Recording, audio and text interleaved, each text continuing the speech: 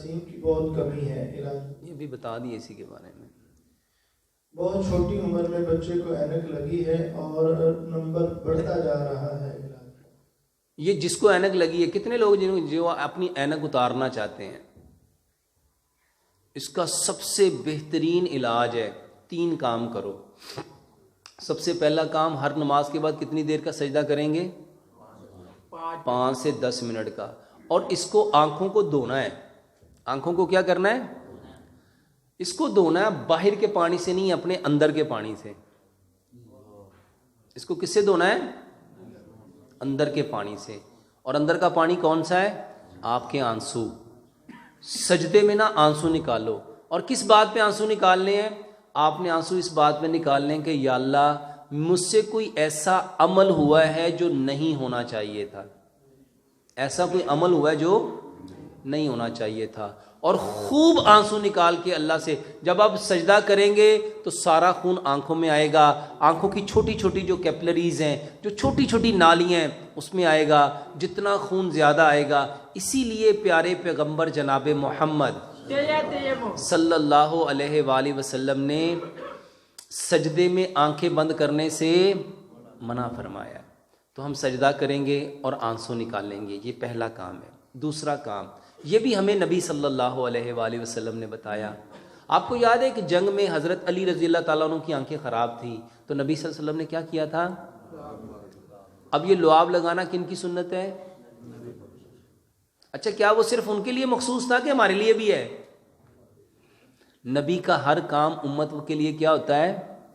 سنت، نمونہ۔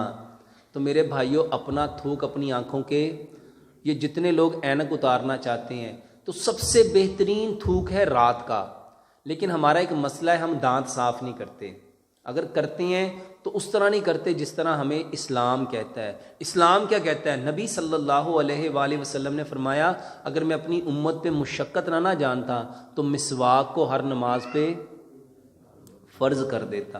میرے بھائیوں، ہم جو چیز کھاتے ہیں نا وہ دانتوں میں پھنس جاتی ہے، اس کے پارٹیکل جب دانتوں میں پھنستے ہیں تو ہمارے منہ میں ایک سلائیوا آتا ہے، وہ سلائیوا ہر چیز کو گلا دیتا ہے، ہر چیز کو گلا دیتا ہے۔ تو جب وہ گلتی ہے نا تو وہ منہ دانتوں میں پھنسی ہوئی بدبو پیدا کرتی ہے، گندگی پیدا کرتی ہے۔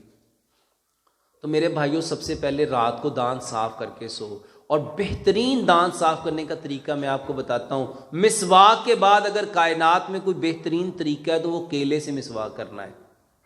کیلا لو 1 انچ کا، اس کو نا یوں میش کر دو، اس کو پیسٹ بنا لو اور اس کو برش کے اوپر لگاؤ اور لگا کے اس سے دانت صاف کرو۔ رات کو اس کے دانت صاف کر کے سو۔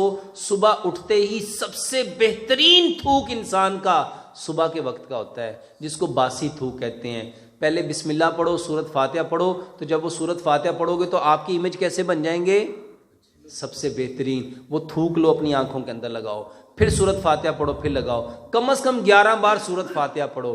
جب 11 بار صبح کو سورت فاتحہ پڑھو گے تو اللہ کی کتنی رحمتیں آئیں گی؟ ایک حرف پڑھنے پہ کتنی نیکیاں؟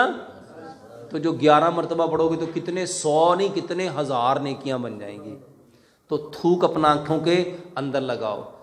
3 کام بتائے، سجدہ لمبا کرنا ہے، دانتوں کو صاف کرنا ہے اور اپنی تھوک لگانی ہے۔ صبح کے بعد جو سب سے بہترین تھوک ہے، انسان کو جب شدید بھوک اور پیاس لگی ہو، میرے بھائیوں یہ تھوک سب سے بہترین اس وقت ہوتا ہے جب انسان کو بھوک سب سے زیادہ لگی ہوتی ہے۔